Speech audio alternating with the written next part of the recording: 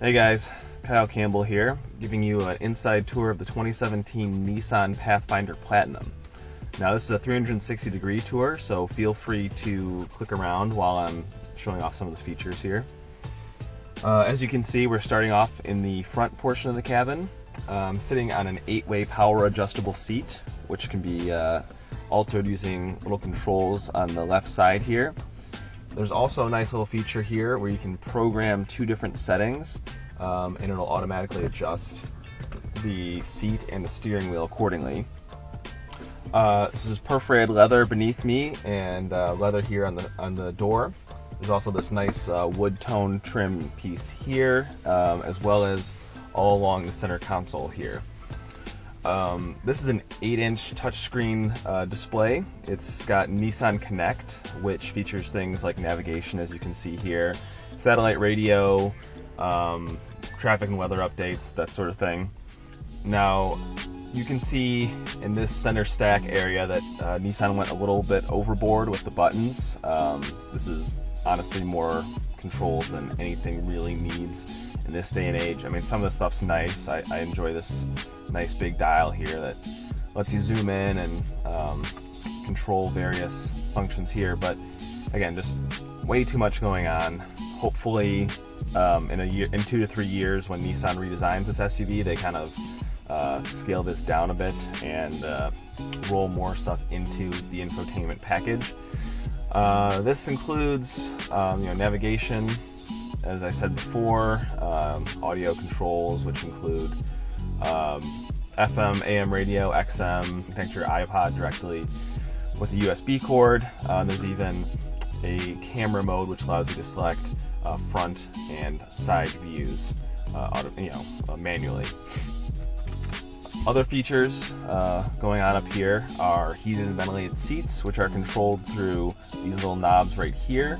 There's also another knob that adjusts whether you want to have 4-wheel drive or 2-wheel drive, and that's something that can also be adjusted automatically depending on whatever setting you choose. Elsewhere, in the dashboard, in between the 2 gauge clusters, we've got this nice information screen here.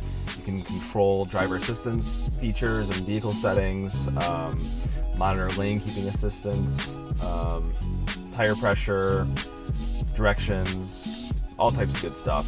Very easily controlled through these switches here on the left side of the steering wheel. Over here on the right, adaptive cruise control can be set. Overall, everything's fairly easy to use, even if it can be a bit of an overload in terms of how many actual buttons there are. And yeah. Alright, so moving on, we are now in the rear passenger segment of the Pathfinder.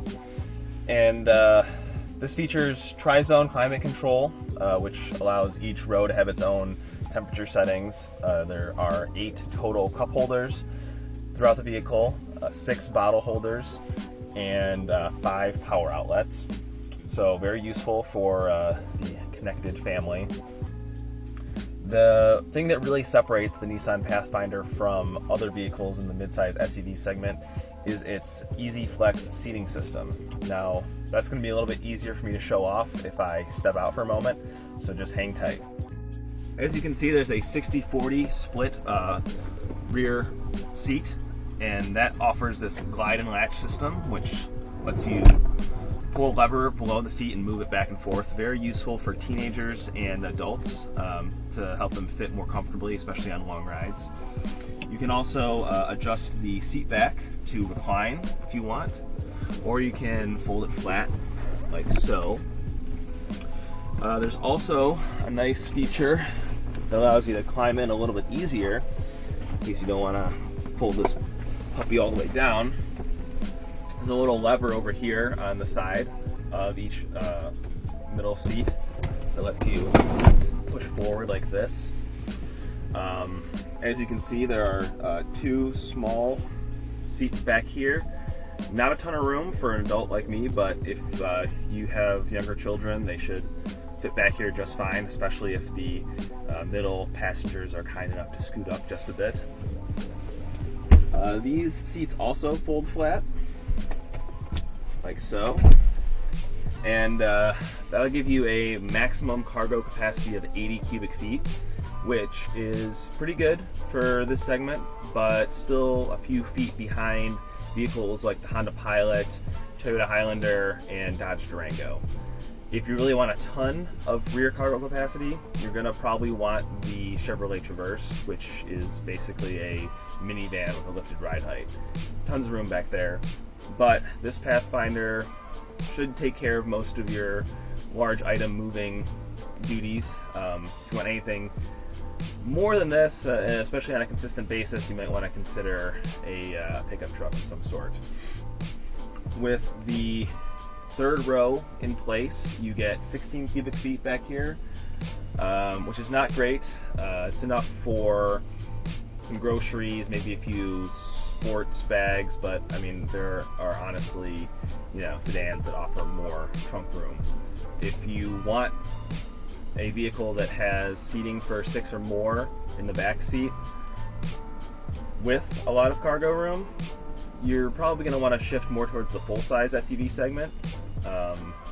That gives you the best of all worlds, really, in terms of person and stuff capacity. But obviously, you're not going to get the same driving dynamics, and it's going to be a little bit clunkier. With just the third row folded, you've got between 42 and 48 cubic feet. Again, pretty par for the course. Good, not great. Certainly enough to fit some luggage, beach bag, what have you. Should be pretty well squared away on that end. Well, there you have it. That's the 2017 Nissan Pathfinder. I'm Kyle Campbell, and I'll catch you next time.